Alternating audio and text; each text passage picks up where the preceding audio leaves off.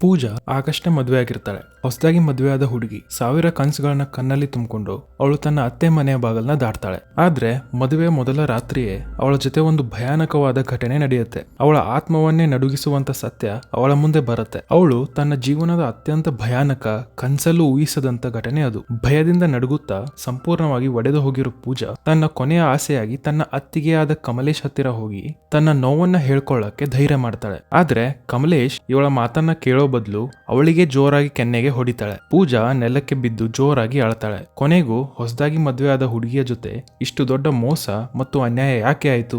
ಈ ಕತೆ ನಿಮ್ಗೆ ಡೆಫಿನೆಟ್ಲಿ ಶಾಕ್ ಕೊಡುತ್ತೆ ಮತ್ತು ಕೊನೆಯಲ್ಲಿ ಒಂದು ದೊಡ್ಡ ಪಾಠವನ್ನು ಕಲಿಸುತ್ತೆ. ಆದ್ರೆ ಈ ಭಯಾನಕ ರಾತ್ರಿ ತನಕ ವಿಷಯ ಹೇಗೆ ಬಂತು? ಈ ಕಥೆಯ ನಿಜವಾದ ಕೇಂದ್ರ ಬಿಂದು ಕಮಲೇಶ್ ಒಬ್ಬ ಜವಾಬ್ದಾರಿಯುತ ಗೃಹಿಣಿ. ಅವಳು ದೊಡ್ಡ ಕುಟುಂಬವನ್ನು ನೋಡ್ಕೊಳ್ತಿರ್ತಾಳೆ. ಅವಳ ಕುಟುಂಬದಲ್ಲಿ ಅವಳ ಗಂಡ, ಒಂದು ಚಿಕ್ಕ ಮಗಳು, ಅತ್ತೆ, ಮಾವ ಹಾಗೂ ಸುಮ್ಮನಿರುವ ಒಬ್ಬ ಅಜ್ಜಿ ಮತ್ತು ಅವಳ ಮೈದುನ ಅರುಣ್ ಇರ್ತಾನೆ. ಕಮಲೇಶ್ಗೆ ಅರುಣ್ ಕೇವಲ ಮೈದ್ನ ಅಲ್ಲ, ಅವನು ಅವಳ ಸ್ವಂತ ಮಗನ್ಗಿಂತನೂ ಹೆಚ್ಚು. ಸಮಯ ಮುಂದೆ ಸಾಗುತ್ತೆ. ಈಗ ಅರುಣ್ ದೊಡ್ಡವನಾಗಿರ್ತಾನೆ. ಇಡೀ ಕುಟುಂಬ ಅವನಿಗೆ ಹುಡುಗಿನ ನೋಡೋಕೆ ಅಂತ ಹೋಗ್ತಾರೆ. ಅವರು ನೋಡೋಕೆ ಹೋಗುವ ಹುಡುಗಿ ಹೆಸರು ಪೂಜಾ. ಇಂಗ್ಲಿಷ್ ಆನರ್ಸ್ ನಲ್ಲಿ BA ಮಾಡಿರುವ ಪೂಜಾ ತನ್ನ ಮಾತು ಹಾಗೂ ಆತ್ಮವಿಶ್ವಾಸದಿಂದ ಎಲ್ಲರ ಮನ ಗೆಲ್ತಾಳೆ. ಅವಳು ತನ್ನ ಸಿಹಿ ಧ್ವನಿಯಲ್ಲಿ ಒಂದು ಇಂಗ್ಲಿಷ್ ಹಾಡು ಹಾಡಿದಾಗ ಇಡೀ ಕುಟುಂಬ ಅವಳ ಮೇಲೆ ಫಿದಾ ಆಗ್ಬಿಡುತ್ತೆ. ಅರುಣ್ ಕೂಡ ಅವಳನ್ನ ನೋಡಿದ ತಕ್ಷಣನೇ ಅವಳನ್ನ ಇಷ್ಟಪಡ್ತಾನೆ. ಆದ್ರೆ ಅವರಲ್ಲಿ ಒಬ್ಬ ವ್ಯಕ್ತಿಯ ಮುಖದಲ್ಲಿ ಮಾತ್ರ ಖುಷಿ ಬದಲು ಗೊಂದಲ ಇರುತ್ತೆ. ಕಮಲೇಶ್ಗೆ ಪೂಜಾದ ಈ ಮಾಡರ್ನ್ ಮತ್ತು ಬೋಲ್ಡ್ ಸ್ವಭಾವ ಇಷ್ಟ ಆಗೋದಿಲ್ಲ. ಆದ್ರೆ ಅರುಣ್ನ ಖುಷಿ ಮತ್ತು ಅವನ ಹಠದ ಮುಂದೆ ಕಮಲೇಶ್ ತಲೆ ಬಾಗ್ಬೇಕಾಗುತ್ತೆ. ಮನಸ್ಸಿಲ್ಲದಿದ್ರು ಈ ಸಂಬಂಧಕ್ಕೆ ಒಪ್ಪಿಗೆ ಕೊಡ್ತಾಳೆ. ಅದೇ ದಿನ ಜೋರಾಗಿ ರಿಂಗ್ ಸೆರೆಮನಿ ನಡೆಯುತ್ತೆ. ಪೂಜಾದ ಬೆರಳಿಗೆ ಅರುಣ್ ಹೆಸರಿನ ಉಂಗುರನ ಧರಿಸಲಾಗುತ್ತೆ. ಆದ್ರೆ ಈ ಸಂತೋಷ ಕೇವಲ ಒಂದು ರಾತ್ರಿಯ ಅತಿಥಿ ಅಂತ ಯಾರಿಗೂ ಗೊತ್ತಿರ್ಲಿಲ್ಲ. ಮಾರನೇ ದಿನ ಬೆಳಿಗ್ಗೆ ಕಮಲೇಶ್ ತನ್ನ ಅತ್ತೆಯ ಜೊತೆಗೆ ಆಟೋದಲ್ಲಿ ಎಲ್ಗೋ ಹೋಗ್ತಿರ್ತಾಳೆ. ಅಕಸ್ಮಾತ್ ಆಗಿ ರಸ್ತೆಯಲ್ಲಿ ದೊಡ್ಡ ಗುಂಪು ಮತ್ತು ಗದ್ದಲ ಕಾಣಿಸುತ್ತೆ. ಕೆಲವರು ರಸ್ತೆ ಮೇಲೆ ಪ್ರತಿಭಟನೆ ಮಾಡ್ತಿರ್ತಾರೆ. ಅಷ್ಟರಲ್ಲಿ ಆ ಗುಂಪಿನ ನಡುವೆ ಕಮಲೇಶ್ ಕಣ್ಣಿಗೆ ಒಂದು ಮುಖ ಬೀಳುತ್ತೆ. ಪೂಜಾನ ನೋಡಿದ ತಕ್ಷಣ ಅವಳು ಕೋಪದಿಂದ ಸಿಡ್ದು ಹೇಳ್ತಾಳೆ, ಈ ನಾಟಕ ಎಲ್ಲ ಇಲ್ಲಿಗೆ ನಿಲ್ಸು. ಕೋಪದಿಂದ ಕೆಂಡಾಮಂಡಲವಾಗಿರೋ ಕಮಲೇಶ್ ಪೂಜಾನ ಕೈ ಹಿಡ್ಕೊಂಡು ಮನೆಗೆ ಹೇಳ್ಕೊಂಡು ಬರ್ತಾಳೆ ಮತ್ತು ಅವಳ ಬೆರಳಿನಿಂದ ಎಂಗೇಜ್ಮೆಂಟ್ ರಿಂಗ್ ಅನ್ನು ಬಲವಂತವಾಗಿ ತೆಗೆದು ಬಿಡ್ತಾಳೆ. ಒಂದೇ ಕ್ಷಣದಲ್ಲಿ ನಿನ್ನೆ ನಡೆದ ಸಂಬಂಧವನ್ನು ಮುರಿದು ಬಿಡ್ತಾಳೆ. ಇದೆಲ್ಲ ಆದ್ಮೇಲೆ ಕಮಲೇಶ್ ಮನೆಯಲ್ಲಿ ಒಂದು ದೊಡ್ಡ ಗಲಾಟೆ ಆಗುತ್ತೆ. ಕಮಲೇಶ್ ಗಂಡ ಅವಳಿಗೆ ಹೇಳ್ತಾನೆ, ಯೋಚನೆ ಮಾಡದೆ ಹಾಳು ಮಾಡಿರೋ ಪರಿಸ್ಥಿತಿನ ಈಗ ನೀನೇ ಸರಿಪಡಿಸ್ಬೇಕು. ಅತ್ತ ಅರುಣ್ ಕೂಡ ತುಂಬಾ ಬೇಡಿಕೊಳ್ತಾನೆ. ಅವನು ಹೇಳ್ತಾನೆ, ಪೂಜಾದು ಏನೂ ತಪ್ಪಿಲ್ಲ. ಆದ್ರೆ ಕಮಲೇಶ್ ತನ್ನ ಅಹಂಕಾರದಲ್ಲಿ ಕುರುಡಾಗಿರ್ತಾಳೆ. ಅವಳು ಯಾರ ಮಾತನ್ನು ಸಹ ಕೇಳೋದಿಲ್ಲ. ಸ್ವಲ್ಪ ಸಮಯದ ನಂತರ ಕಥೆಯಲ್ಲಿ ಒಂದು ಸುಂದರ ಮತ್ತು ಭಾವನಾತ್ಮಕ ತಿರುವು ಬರುತ್ತೆ. ತನ್ನ ಸಂಬಂಧನ ಉಳಿಸ್ಕೊಳ್ಳಕ್ಕೆ ಮತ್ತು ತನ್ನ ಮಾತನ್ನ ಅರ್ಥ ಮಾಡಿಸೋಕೆ ಪೂಜಾ ಸ್ವತಃ ಕಮಲೇಶ್ ಹತ್ರ ಬರ್ತಾಳೆ. ಅವಳು ತುಂಬಾ ಸೌಮ್ಯವಾಗಿ ಹೇಳ್ತಾಳೆ, ನಾವು ಸತ್ಯಕ್ಕಾಗಿ ಮತ್ತು ಇತರರ ಹಕ್ಕಿಗಾಗಿ ನಿಲ್ದೇ ಇದ್ರೆ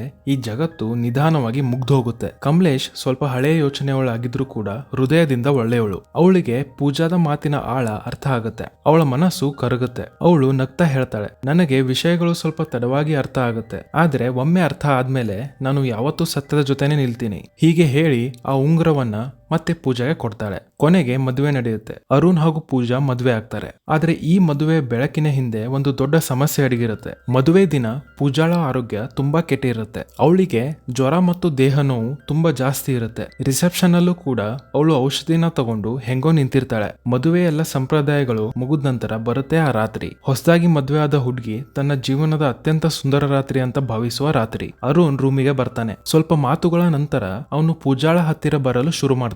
ಪೂಜಾ ಜ್ವರ ಹಾಗೂ ನೋವಿನಿಂದ ಸಂಪೂರ್ಣ ಬಳಲ್ತಿರ್ತಾಳೆ. ಅವಳು ಸ್ಪಷ್ಟವಾಗಿ ಹೇಳ್ತಾಳೆ, ನನ್ಗೆ ತುಂಬಾ ಜ್ವರ ಇದೆ, ನನ್ನ ದೇಹ ಸಂಪೂರ್ಣವಾಗಿ ನೋವಿನಿಂದ ಮುಳುಗೋಗಿದೆ, ಪ್ಲೀಸ್ ಇವತ್ತು ಏನು ಮಾಡೋದ್ ಬೇಡ. ಆದ್ರೆ ಅರುಣ್ ಮೇಲೆ ಕಾಮ ಮತ್ತು ಗಂಡನ ಅಹಂಕಾರದ ನಶೆ ಹತ್ತಿರುತ್ತೆ. ಅವನು ಪೂಜಾಳ ಒಂದ್ ಮಾತು ಸಹ ಕೇಳೋದಿಲ್ಲ. ಪೂಜಾ ಎಷ್ಟೇ ಅತ್ತರು ಬೇಡ್ಕೊಂಡ್ರು ನಿರಾಕರಿಸಿದ್ರು ಅರುಣ್ ತನ್ನ ಕಾಮದ ನಶೆಯಲ್ಲಿ ಅವಳ ಜೊತೆ ಬಲವಂತವಾಗಿ ಸಂಭೋಗ ಮಾಡ್ತಾನೆ. ಬೆಳಿಗ್ಗೆ ಆಗುತ್ತೆ. ಆದ್ರೆ ಪೂಜಾಳ ಜೀವನದಲ್ಲಿ ಶಾಶ್ವತ ಕತ್ತಲೆ ತುಂಬಿರುತ್ತೆ. ಅವಳು ನೋವು ಮತ್ತು ಶಾಕ್ ನಿಂದ ಅಳ್ತಾ ಇರ್ತಾಳೆ. ಅರುಣ್ ಅವಳನ್ನ ಸಮಾಧಾನ ಪಡಿಸೋಕೆ ಪ್ರಯತ್ನ ಮಾಡ್ತಿರ್ತಾನೆ. ಏನೂ ದೊಡ್ಡ ವಿಷಯ ಆಗಿಲ್ಲ ಅನ್ನೋ ತರ ಹೇಳ್ತಾ ಇರ್ತಾನೆ. ಅಯ್ಯೋ, ನಾನು ನಿನ್ನ ಗಂಡ ಅಲ್ವಾ, ಇದು ನನ್ನ ಹಕ್ಕು, ಮದುವೆ ಆದ್ಮೇಲೆ ಇವೆಲ್ಲ ಸಾಮಾನ್ಯ. ಇದನ್ನ ಕೇಳಿ ಪೂಜಾಳ ನೋವು ಕಿರುಚಾಟವಾಗಿ ಹೊರಬರುತ್ತೆ. ಅವಳು ಅಳುತ್ತಾ ಹೇಳ್ತಾಳೆ, ಹಕ್ಕಲ್ಲ, ನೀನು ನನ್ನ ಮೇಲೆ ಅತ್ಯಾಚಾರ ಮಾಡಿದೀಯ. ಈ ಮಾತನ್ನ ಕೇಳಿ ಅರುಣ್ ಒಂದು ಕ್ಷಣ ಶಾಕ್ ಆಗ್ತಾನೆ. ತನ್ನ ಕೆಟ್ಟ ಕೆಲಸಕ್ಕೆ ಪಶ್ಚಾತ್ತಾಪ ಪಡೋ ಬದಲು ಅವನ ಮೇಲಿಗೋ ಹರ್ಟ್ ಆಗುತ್ತೆ. ಅವನು ಕೋಪದಿಂದ ಹೇಳ್ತಾನೆ, ನಿನ್ಗೇನಾದ್ರೂ ನಾನು ತಪ್ಪು ಮಾಡಿದೀನಿ ಅಂತ ಅನ್ಸಿದ್ರೆ ಹೋಗಿ ಎಲ್ರಿಗೂ ಕೂಗಿ ಹೇಳು.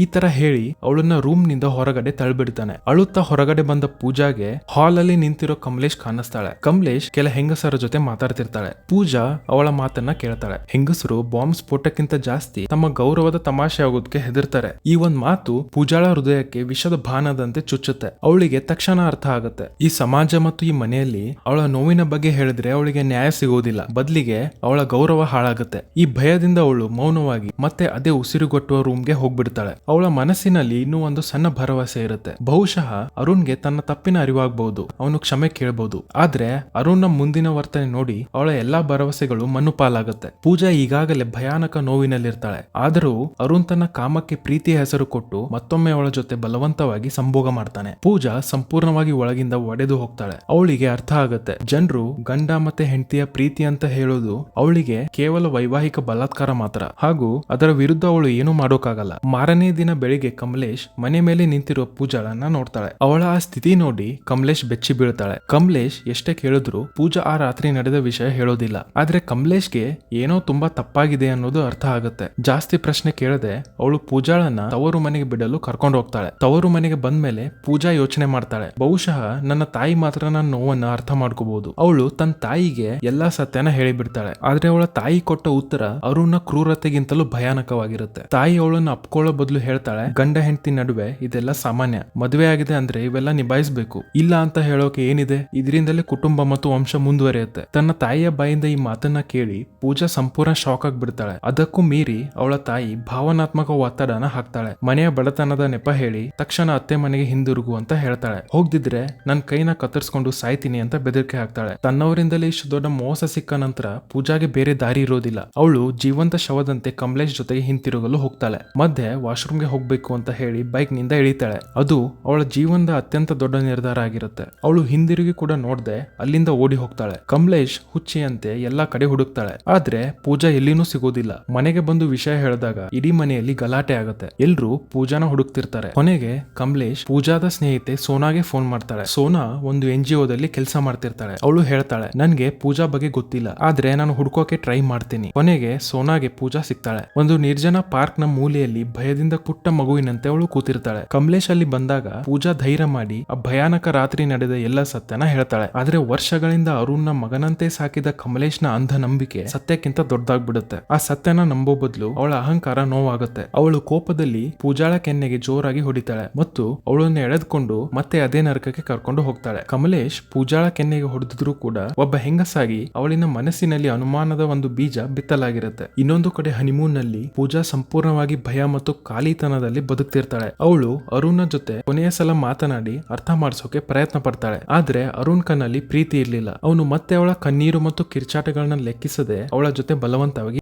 ಮಾಡ್ತಾನೆ. ಪೂಜಾ ಆ ಹಾಸಿಗೆಯಲ್ಲಿ ಅಳೋದು ಮತ್ತು ನರಳೋದನ್ನ ಬಿಟ್ರೆ ಏನೂ ಮಾಡೋಕ್ಕಾಗಲ್ಲ. ಅವಳು ತನ್ನ ಜೀವನದ ಸಂಗಾತಿ ಅಂತ ಭಾವಿಸಿದ್ದವನು ಒಬ್ಬ ಅತ್ಯಾಚಾರಿಯಾಗಿರ್ತಾನೆ. ಆ ರಾತ್ರಿ ಪೂಜಾಗೆ ಸಂಪೂರ್ಣವಾಗಿ ಅರ್ಥ ಆಗುತ್ತೆ, ಅರುಣ್ಗೆ ನಾನು ಹೆಂಡತಿ ಅಥವಾ ಪ್ರೀತಿ ಅಲ್ಲ, ಕೇವಲ ಕಾಮ ತನ್ನಿಸುವ ಒಂದು ವಸ್ತು ಮಾತ್ರ. ಪೂಜಾಳ ಜೀವನ ಜೀವಂತ ನರಕವಾಗ್ಬಿಡುತ್ತೆ. ಒಂದು ರಾತ್ರಿ ಭಯದಿಂದ ನಡುಕ್ತಾ ಪೂಜಾ ತನ್ನನ್ನ ಬಾತ್ರೂಮ್ ನಲ್ಲಿ ಲಾಕ್ ಮಾಡ್ಕೋತಾಳೆ. ಹೊರಗಿನಿಂದ ಅರುಣ್ ಬಾಗಿಲನ್ನ ಜೋರಾಗಿ ಬಡ್ದು ಹೊರಗೆ ಬಾ ಅಂತ ಕೂಗ್ತಿರ್ತಾನೆ. ಒಳಗಿನಿಂದ ಪೂಜಾ ತುಂಬಾ ಭಯದಲ್ಲಿ ಅಳುತ್ತಾ ಹೇಳ್ತಾಳೆ, ಇಂದು ನಾವೇನು ಮಾಡೋಕ್ಕಾಗಲ್ಲ, ನನ್ಗೆ ಪೀರಿಯಡ್ಸ್ ಶುರುವಾಗಿದೆ. ಆದ್ರೆ ಕಾಮದಲ್ಲಿ ಮುಳುಗಿರೋ ಮನುಷ್ಯರನ್ನು ಯಾರೂ ತಡೆಯೋಕ್ಕಾಗಲ್ಲ. ಅರುಣ್ ಹೇಳಿದ ಮಾತು ಯಾರ ಮೈಯಾದರೂ ನಡುಗಿಸಲು ಸಾಕಾಗತ್ತೆ. ಅವನು ಹೇಳ್ತಾನೆ, ಸುಳ್ಳು ಹೇಳ್ಬೇಡ, ಬಾಗಿಲು ತೆಗಿ, ನಾನ್ ನೋಡ್ಬೇಕು. ಇದನ್ನ ಕೇಳಿ ಪೂಜಾ ಭಯದಿಂದ ನಡುಗಿ ಬಿಡ್ತಾಳೆ. ಅವಳಿಗೆ ಅರ್ಥ ಆಗತ್ತೆ, ಈ ಮನುಷ್ಯ ಯಾವ ಮಾತನ್ನು ಕೇಳೋದಿಲ್ಲ. ಅಷ್ಟಲ್ಲಿ ಅವಳ ಕಣ್ಣಿಗೆ ಅಲ್ಲಿ ಒಂದು ಬ್ಲೇಡ್ ಕಾಣಿಸುತ್ತೆ ಮತ್ತು ಸೀನ್ ಅಲ್ಲಿಗೆ ಕಟ್ ಆಗುತ್ತೆ. ಮಾರನೇ ದಿನ ಬೆಳಿಗ್ಗೆ ಪೂಜಾ ಆಸ್ಪತ್ರೆಯಲ್ಲಿ ಇದ್ದಾಳೆ ಹಾಗೂ ಅವಳ ಸ್ಥಿತಿ ತುಂಬಾ ಗಂಭೀರ ಅಂತ ಎಲ್ರಿಗೂ ಗೊತ್ತಾಗುತ್ತೆ. ಇಡೀ ಕುಟುಂಬ ಆತಂಕದಲ್ಲಿ ಆಸ್ಪತ್ರೆಗೆ ಬರ್ತಾರೆ. ಅರುಣ್ ತುಂಬಾ ಕುತಂತ್ರದಿಂದ ಎಲ್ರಿಗೂ ಸುಳ್ಳು ಹೇಳ್ತಾನೆ. ಅವಳಿಗೆ ಹೆಂಗಸರ ಒಳಗಿನ ಸಮಸ್ಯೆ ಇತ್ತು, ಅದಕ್ಕೆ ಹೀಗೆ ಆಗಿರ್ಬೋದು ಅಂತ ಹೇಳ್ತಾನೆ. ಆದ್ರೆ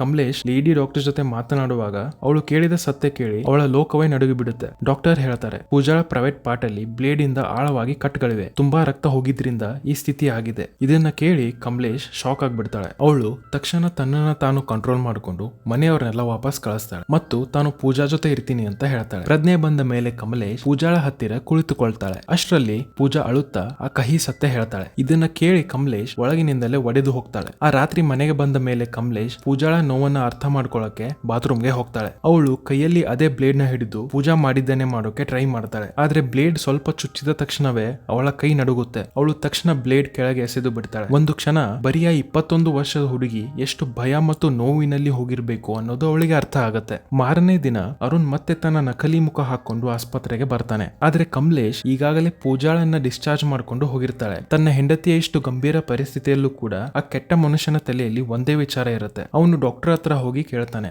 ಈಗ ನಾನು ಹೆಂಡತಿಯ ಜೊತೆ ಇಂಟಿಮೇಟ್ ಆಗಬಹುದಾ? ಈ ಅಸಹ್ಯ ಪ್ರಶ್ನೆ ಕೇಳಿ ಡಾಕ್ಟರ್ಗೆ ತುಂಬಾ ಕೋಪ ಬರುತ್ತೆ. ಅವಳು ಪೂಜಾಳ ಗಾಯವನ್ನ ನೋಡಿರ್ತಾಳೆ. ಅದರ ಹಿಂದೆ ಯಾರಿದ್ದಾರೆ ಅನ್ನೋದು ಕೂಡ ಗೊತ್ತಿರುತ್ತೆ. ಅವಳು ತುಂಬಾ ಕೋಪದಿಂದ ಹೇಳ್ತಾಳೆ, ನೀನು ತುಂಬಾ ಕೆಟ್ಟ ಮತ್ತು ಅಸಹ್ಯ ಮನುಷ್ಯ, ನಿನ್ನಂತವ್ರನ್ನ ಗುಂಡಿಕ್ಕಿ ಕೊಲ್ಬೇಕು. ಅವಳು ತಕ್ಷಣ ಸೆಕ್ಯೂರಿಟಿ ಗಾರ್ಡ್ ಅನ್ನ ಕರೆಸಿ ಅರುಣ ಆಸ್ಪತ್ರೆಯಿಂದ ಹೊರಗಡೆ ಹಾಕಿಸ್ತಾಳೆ ಮತ್ತು ಹೇಳ್ತಾಳೆ, ಈ ಪ್ರಾಣಿಯಂತೆ ಇರೋ ಮನುಷ್ಯ ಮತ್ತೆ ನನ್ನ ಆಸ್ಪತ್ರೆ ಹತ್ತಿರ ಕೂಡ ಕಾಣಿಸಬಾರದು. ಪೂಜಾ ತನ್ನ ಕಣ್ಣಿನಲ್ಲಿ ಮದುವೆ ಮತ್ತು ಹೊಸ ಜೀವನದ 1000 ಕನಸುಗಳನ್ನ ತುಂಬಿಕೊಂಡು ಈ ಮನೆಗೆ ಬಂದಿದ್ಲು. ಆದ್ರೆ ಇವತ್ತು ಅವಳ ಜೀವನ ಒಂದು ಭಯಾನಕ ನರಕವಾಗ್ಬಿಟ್ಟಿದೆ. ಅಲ್ಲಿ ಅವಳ ಗಂಡನೇ ಅವಳ ಪಾಲಿಗೆ ಯಮ ಆಗಿರ್ತಾನೆ. ಪ್ರೀತಿ ಮತ್ತು ಹಕ್ಕಿನ ಹೆಸರಿನಲ್ಲಿ ಪೂಜಾ ಅನುಭವಿಸಿದ ನೋವು ಸಾವಿಗಿಂತಲೂ ಭಯಾನಕ. ಆದ್ರೆ ಈಗ ಪೂಜಾ ಸಾವಿನ ಬಾಯಿಂದ ಹಿಂದಿರುಗಿದ್ದಾಳೆ ಮತ್ತು ಈಗ ಅವಳ ಜೊತೆ ನಿಂತಿರೋ ಕಮಲೇಶ್ ಕೂಡ ಅವಳ ಸತ್ಯನ ಅರ್ಥ ಮಾಡ್ಕೊಂಡಿದ್ದಾಳೆ. ಹಾಗಾದ್ರೆ ಈಗ ಮುಂದೆ ಏನಾಗುತ್ತೆ? ನಿಮ್ ಪ್ರಕಾರ ಪೂಜಾ ಈಗ ಏನ್ ಮಾಡ್ಬೇಕು? ಅವಳು ಅರುಣ ಕ್ಷಮಿಸ್ಬೇಕಾ ಅಥವಾ ಎಲ್ರಿಗೂ ಒಂದು ಉದಾಹರಣೆ ಆಗುವಷ್ಟು ದೊಡ್ಡ ಶಿಕ್ಷೆ ಕೊಡ್ಬೇಕಾ? ನಿಮ್ಮ ಅಭಿಪ್ರಾಯವನ್ನ ಕಮೆಂಟ್ ನಲ್ಲಿ ತಪ್ಪದೇ ತಿಳಿಸಿ. ವಿಡಿಯೋಗೆ ಲೈಕ್ ಮಾಡಿ, ಚಾನಲ್ ಸಬ್ಸ್ಕ್ರೈಬ್ ಮಾಡೋದನ್ನ ಮರಿಬೇಡಿ. ಇದರ ಪಾರ್ಟ್ 2 ಬೇಕಂದ್ರೆ ಪಾರ್ಟ್ 2 ಅಂತ ಕಮೆಂಟ್ ಮಾಡಿ. ಮುಂದಿನ ಭಾಗದಲ್ಲಿ ಭೇಟಿಯಾಗುವ.